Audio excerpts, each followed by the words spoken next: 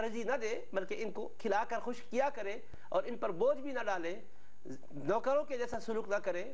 یہ بھی بچے ہیں، بہرحال شفقت کے محتاج ہیں، ان کو بھی آپ تعلیم و تربیت کے لیے متوجہ کریں جیسا اپنے بچوں کی تعلیم و تربیت کا انتظام کرتے ہیں. پھر دیکھیں کہ اس کی برکتیں کیسے نہیں ہوتی ہے. اللہ کے حبیب علیہ السلام نے جیسے وعدہ کیا، آپ خود بھی تو دیکھیے، رسول پاک علیہ السلام کو بھی اللہ نے دنیا میں بھیجا اس حال میں کہ آپ کے والد بزرگوار کا وصال ہو چکا تھا. رب چاہتا تو والد کو آپ کی دنیا میں رکھ سکتا تھا، مگر اللہ نے بتایا کہ میں اپنے حبیب کو یتیمی کی حالت میں بھیج رہا ہوں تاکہ یتیموں پر میرے حبیب شفقت کرنے والے بنے. چنانچہ فرمایا الم یجد کا یتیم فآوا، اے حبیب آپ اپنے یتیمی کے پیریڈ کو یاد فرمائیے کہ آپ یتیم نہیں تھے، آپ کو میں نے اپنی آغوش کرم میں جگہ عطا کی.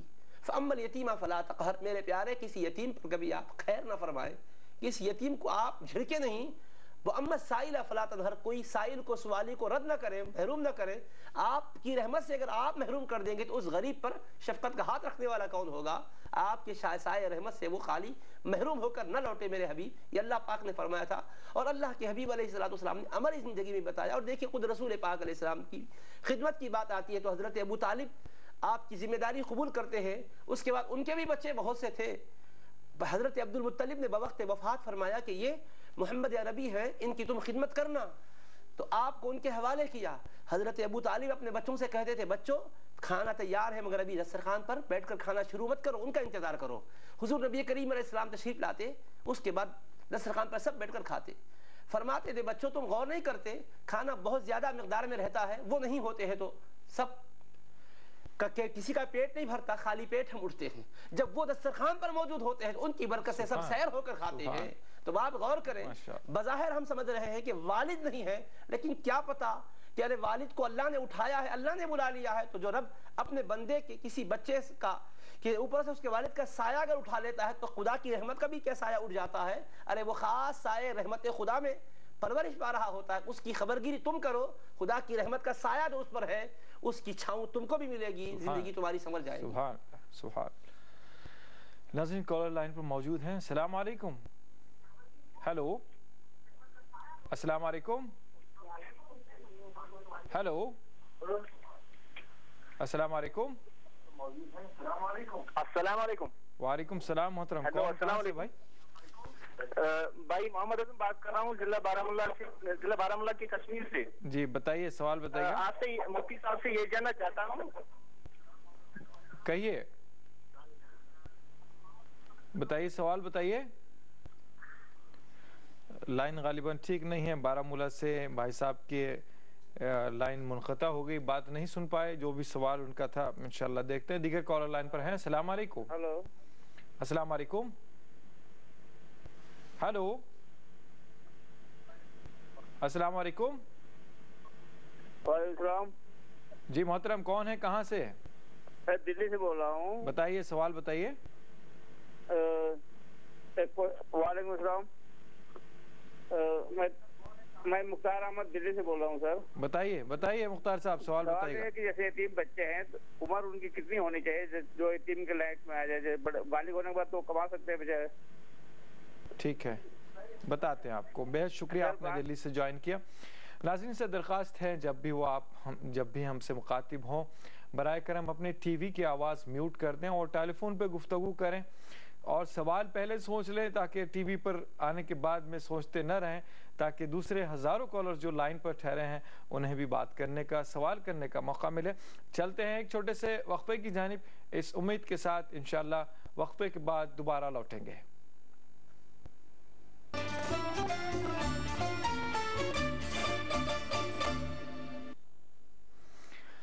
ناظرین وقفے کے بعد پھر سے آپ کا خیر مقدم ہے. پروگرام آپ اور ہم میں، اور آج کا ہمارا موضوع چل رہا ہے یتیموں کے مسائل اور ہماری ذمہ داریاں.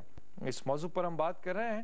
مفتی سید ضیاء الدین نقشبندی صاحب ہمارے ساتھ تشریف فرما ہے، آپ کے سوالات کے جوابات دے رہے ہیں. بریک پر جانے سے پہلے جو سوال آیا تھا انشاءاللہ اس کا جواب جانیں گے ہم ضرور، لیکن ایک کالر لائن پر موجود ہیں. السلام علیکم. السلام علیکم. ہلو ہیلو السلام علیکم. وعلیکم السلام. محترم کون کہاں سے؟ محمد ناصر بول رہا ہوں ناسک سے. ناسک سے محمد ناصر صاحب. جی ناصر صاحب. ہاں السلام علیکم مظہر صاحب اور مفتی صاحب کو بھی میرا سلام. وعلیکم السلام ناصر صاحب.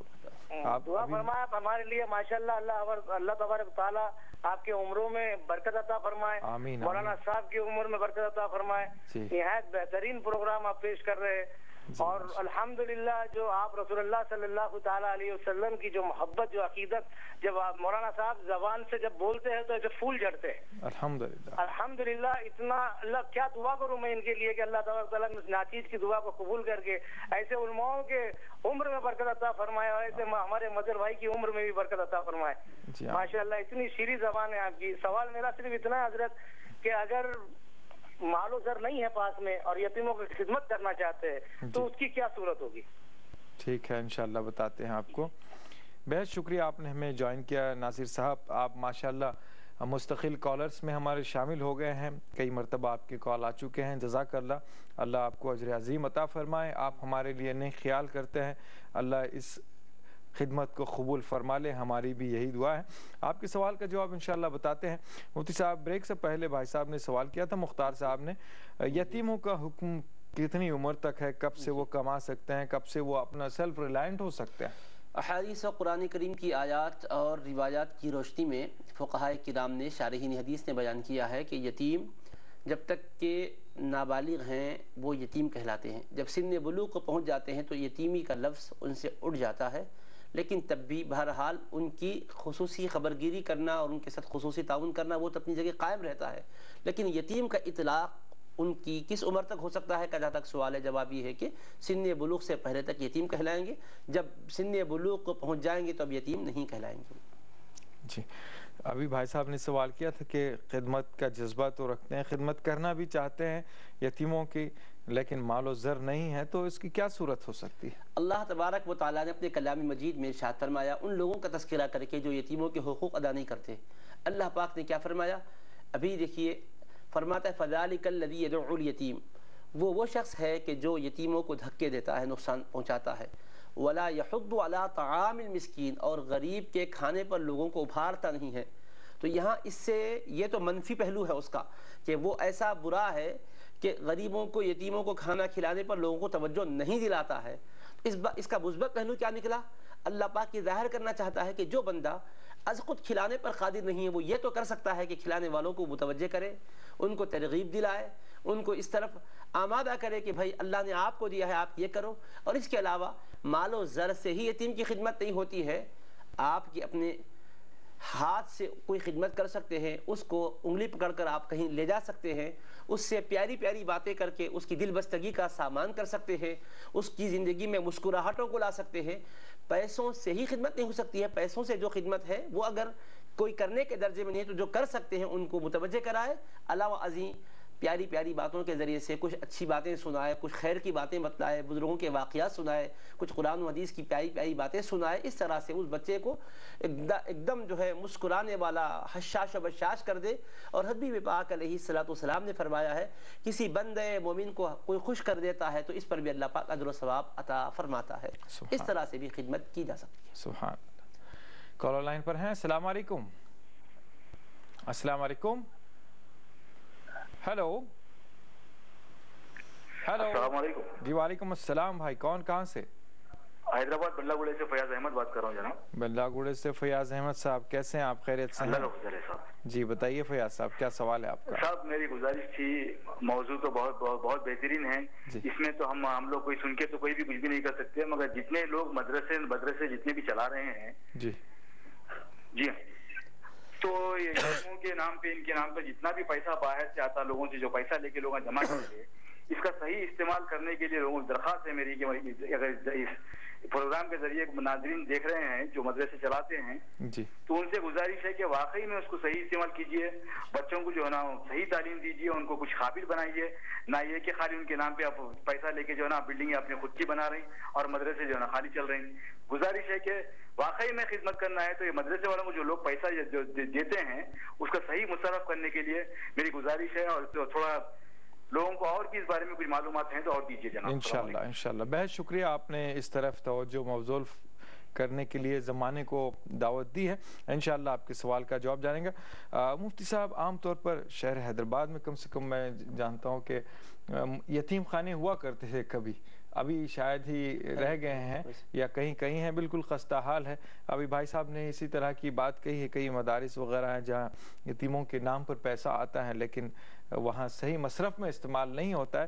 اس کے لیے آپ نے جواب بھی دیا ہے اس سے پہلے، جو صحیح مصرف میں نہیں کرتے، لیکن اس سوال پر کچھ روشنی ڈالی گا۔ دیکھیے واقعتاً جو ارباب مدارس ہوتے ہیں یہ قوم و ملت سے جب یہ کہہ کر لیتے ہیں کہ بھئی یتیم بچے ہیں، مسکین بچے ہیں، غریب بچے ہیں، ان پر خرچ کرنے کے لیے آپ حضرات متوجہ ہوں، اور وہ حضرات ان کو وکیل بنا کر، ذمہ دار بنا کر رقم دیتے ہیں، تو اب ان پر شرعی ذمہ داری بنتی ہے کہ یہ اسی مصرف میں خرچ کریں۔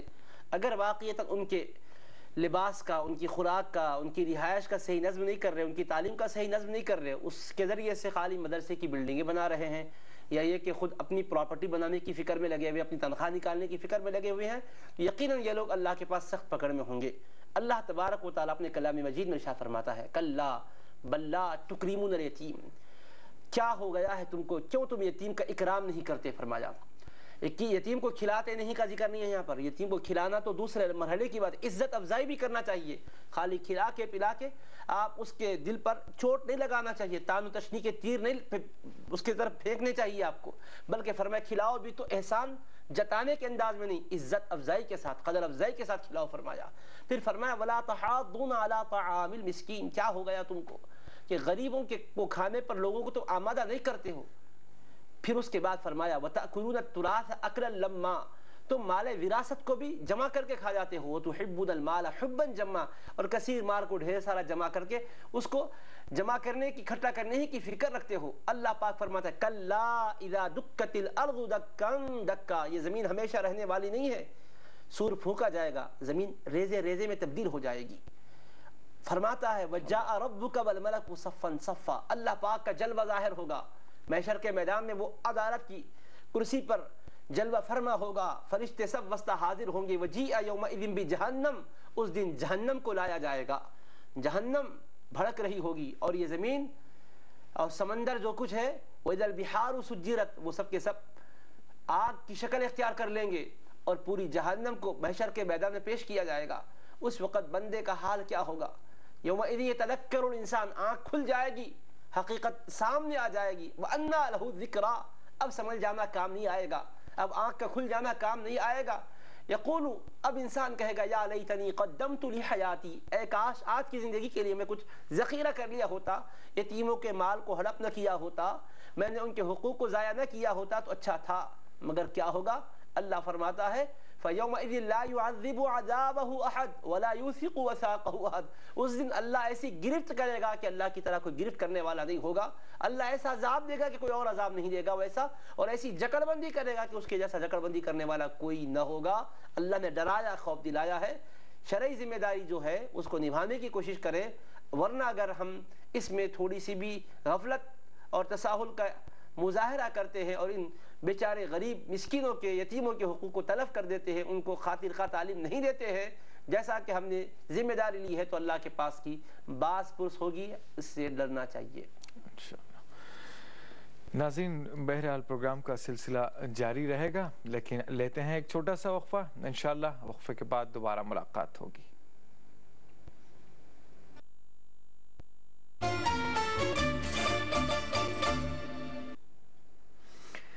ناظرین، وقفے کے بعد پروگرام کے آخری سیگمنٹ میں پھر سے آپ کا خیر مقدم ہے۔ عنوان چل رہا ہے یتیموں کے مسائل اور ہماری ذمہ داریاں، اس موضوع پر بات کر رہے ہیں۔ مفتی ضیاء الدین نقشبندی صاحب تشریف فرما ہیں، آپ کے سوالات کے جوابات دے رہے ہیں۔ بریک پر جانے سے پہلے سوال آیا تھا کہ صحیح مال استعمال نہیں کرتے، ہڑپ کر جاتے ہیں، اس طرح کی بات ہے۔ یہ سب چیزیں تو انشاءاللہ ضروری ہے، مال سے بہرحال کوئی بھی تعاون کر دے، کھانا کھلا دے، کپڑا دے دے اور کچھ بھی دے دے یقیناً، لیکن جن چیزوں کے لیے، جو چیزوں سے وہ محروم ہو گئے ہیں، بچے یتیم جو، یا ماں کی شفقتوں سے، محبتوں سے، یا باپ کی شفقتوں سے، تو کیا ہم ایز اے عام آدمی، یا ہمارے رشتہ داروں میں کوئی ہو سکتا ہے، پڑوس میں کوئی ہو سکتا ہے، یا ہمارے بچوں کا کوئی دوست ہو سکتا ہے، تو ایسے لوگ ہم کیا کر سکتے ہیں ان بچوں کے لیے؟ ہماری کیا ذمہ داری ہو سکتی ہے، یا ہم کیسے یہ شفقتیں بچوں کو دے سکتے ہیں؟ اس کا جواب ضرور دیجیے گا مفتی صاحب، لیکن ایک کالر کو شامل کر لیتا ہوں۔ السلام علیکم۔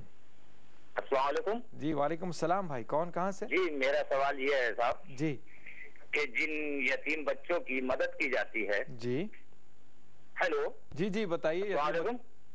وعلیکم السلام. جن بچوں کی یتیم. میں عبدالحمید سوان سے بول رہا ہوں صاحب. جی بتائیے عبدالحمید صاحب. جی سوال بتائیے حمید صاحب. ہیلو جی السلام علیکم.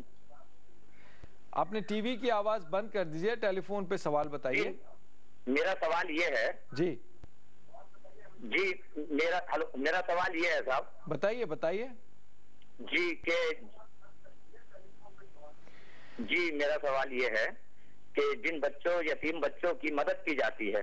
جی اور جی ان میں سے اگر ایک آدھ بچہ کسی غلط راستے پہ چل رہا ہے تو کیا ان لوگوں کی مدد کرنی چاہیے یا نہیں؟ مفتی صاحب سے یہ معلومات کرنا. ٹھیک ہے ٹھیک ہے, بہت شکریہ آپ نے ہمیں کال کیا. انشاءاللہ آپ کے سوال کا جواب جانیں گے. مفتی صاحب اس سوال کا جواب تو عطا فرمائیے, لیکن ہم نے جو پہلے سوال کیا تھا اس کے جواب عطا فرمائیں. یقیناً جیسا آپ نے فرمایا ہے, مال کے ذریعے سے یا کوئی مادی چیزوں کے ذریعے سے ان کا تعاون کر دینا ہی کافی نہیں ہے, بلکہ وہ جو اپنے والد کے یا والدہ کے نہ ہونے کی وجہ سے جو شفقتوں سے محروم ہونے کا احساس اپنے اندر رکھتے ہیں, اس احساس کو ختم کرنے کے لیے آپ یہ کریں کہ ان کی عزت افزائی کریں. جیسا کہ رسول کریم صلی اللہ تعالی علیہ وآلہ وصحبہ وسلم نے ارشاد فرمایا کہ جو یتیم کو اپنے کھانے پر مدعو کرے اور اس کو اچھی سے اچھی رہائش کے ساتھ رکھے تو اللہ تبارک و تعالی محشر کے میدان میں اس کو خاص بلندیوں سے سرفراز فرمائے گا. اور رسول کریم علیہ السلام نے جنت کا وعدہ بھی فرمایا ہے, ضمانت بھی دی ہے. تو اس میں کیا ہے کہ مثال کے طور پر ایک یتیم بچہ ہمارے پڑوس میں, محلے میں ہے, عزیزوں میں ہو, رشتہ داروں میں ہو یا پڑوسیوں میں ہو, ہر حال میں کہیں بھی ہم جانتے ہیں, تو اب ہم کیا کریں, ایک خصوصی طور پر کچھ اپنے طور پر گھر کے اندر اچھی سے اچھی چیزیں بناتے ہیں اپنے بچوں کے لیے, تو خصوصیت کے ساتھ اس کو بھی مدعو کریں. اور خاص طور پر ایک کو بلانے کی وجہ سے اس کو بعض وقت یہ بھی احساس ہو سکتا ہے, ارے میں یتیم ہوں کہہ کر بلایا جا رہا, تو اپنے اندر ایک احساس رکھتا ہے کہ بھئی ان کے پاس جا کر میں کھا رہا ہوں, بہرحال وہ میرے محسن احسان کر رہے ہیں, میرے والد ہوتے تو مجھ کو ان کے گھر میں جا کے کھانا کیوں پڑتا تھا. یہ بھی احساس بچے کے لیے بڑا ایک شرمندگی کا باعث بنتا ہے. تو ایک آدھ دو اس کے اور دوست احباب کو بلا لے اس طور پر کہ ایک ساتھی اور دیگر بچوں کے ساتھیاں بھی جمع ہو چکے ہیں, ایک خوشی کا ماحول بن جاتا ہے. اس طرح سے بھی عزت افزائی کا خیال رکھے, جس کے نتیجے میں وہ احساس یہ کرنے لگ جائے کہ اللہ تبارک و تعالیٰ نے میرے لیے بھی بہت سے محسنین رکھے ہیں, اللہ پاک کی طرف سے اس کا اجر جزیل ضرور نصیب ہوگا. اس طرح کا بھی خیال کریں. کپڑے اپنے بچوں کو لائیں تو اسی انداز کا ایک کپڑا اس کے لیے بھی لے آئیں, جو جس طرح سے آپ اپنے بچوں کے لیے اہتمام کریں کچھ کریں ضرور. اس میں ہوتا کیا ہے, ہم لوگ بے توجہی کی وجہ سے اس کا اہتمام نہیں کرتے. تھوڑی سی توجہ کریں گے, یہ سمجھ کر کہ بھئی 4 بچے ہم کو ہے, اگر 5 ہوتے تو ہم ایک اور نہیں لاتے تھے. وہ بچہ ایک جو ہے اپنے ہی بچوں کی طرح سمجھ کر اس کو بھی اس طرح محبتوں سے نوازیں. انشاءاللہ تعالی بڑی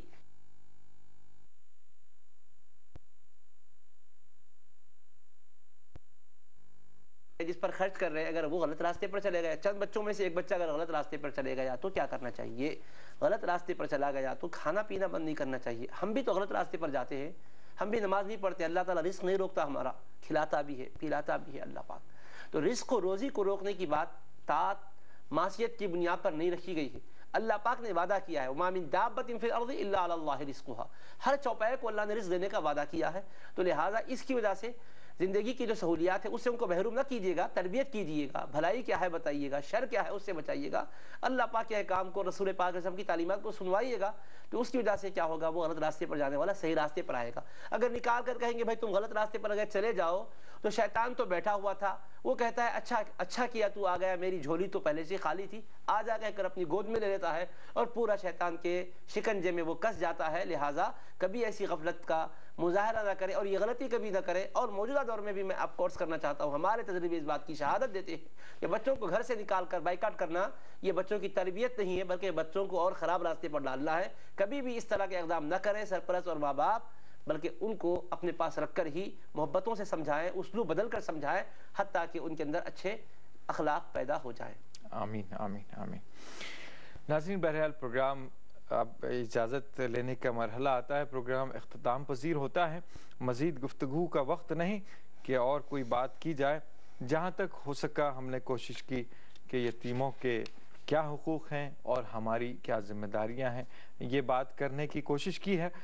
کئی باتیں ہیں اور بھی جو لیکن جو لمیٹڈ ٹائم ہے, 1 گھنٹے کا جو وقت ہے, اس میں ہم جو ہو سکتا تھا بتا دیا. اگر کوئی اور مختصر مفید بات، کوئی ایک پیغام اگر آپ بھیجنا چاہتے ہیں، دینا چاہتے ہیں تو دیکھیں کہ ایک بھائی نے یہ بھی پوچھا تھا کہ مال و زر نہیں ہے، ہم کس طرح سے یتیم کی خدمت کریں. تو دیکھو رسول کریم علیہ السلام نے ایک طریقہ یہ بھی بتلایا ہے کہ یتیم بچہ ہے، چھوٹا بچہ ہے، اس کے سر پر آپ شفقت کا ہاتھ پھیریں. صرف شفقت کا ہاتھ پھیر رہے ہیں، محبت بھری گفتگو کر رہے ہیں، تو رسول پاک علیہ السلام فرماتے جتنے بال اس کے ہاتھ کے نیچے آ رہے ہیں، ہر بال کے بدلے اللہ ایک گناہ اس کا مٹاتا ہے، ایک نیکی لکھ دیتا ہے اور ایک درجہ بلند کرتا ہے. تو یتیم کی ذات تو ذات ہے، اس کے سر کے بال کی بھی اتنی قدر ہے اللہ کی بارگاہ میں. اس سے آپ اندازہ کیجئے کہ اس کے ساتھ کیسا سلوک کرنا چاہیے. سبحان اللہ، سبحان اللہ. تو یہی پیغام ہے ناظرین ہمارا. اس پیغام کے ساتھ انشاءاللہ ہم آپ کو بتا دیں آئندہ جمعہ ہمارا عنوان ہے بیواؤں کے مسائل اور ہماری ذمہ داریاں. اس موضوع پر انشاءاللہ اگلے جمعہ آپ سے بات کریں گے. اجازت چاہتا ہے آپ کا میزبان محمد مظہر قادری اور آپ اور ہم کی پوری ٹیم اس دعا کے ساتھ اللہ ہمیں یتیموں کی ذمہ داریاں کما حقہ نبھانے کی توفیق عطا فرمائے اور دونوں جہاں میں سرخرو فرمائے. فی امان اللہ.